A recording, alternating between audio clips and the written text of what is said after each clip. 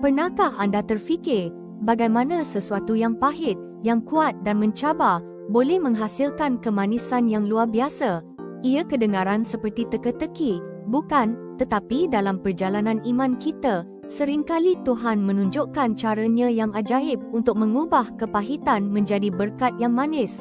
Kita mungkin berhadapan dengan situasi yang menakutkan, seperti Samson bertemu singa, di mana kita rasa tiada harapan, hanya kekuatan yang mengancam. Namun, kisah lama ini mengajar kita bahawa di sebalik rintangan yang paling besar, Tuhan boleh meletakkan sesuatu yang sungguh manis.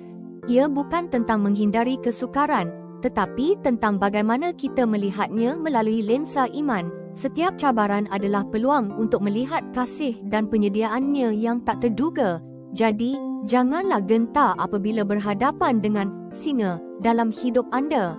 Ingatlah janjinya, seperti yang tertulis dalam Hakim-Hakim 14:14, daripada yang makan keluar makanan, daripada yang kuat keluar kemanisan. Tuhan kita Maha Penyayang, Dia sentiasa bersama kita, mengubah yang mustahil menjadi mungkin dan yang pahit menjadi manis. Percayakan Dia dengan sepenuh hati.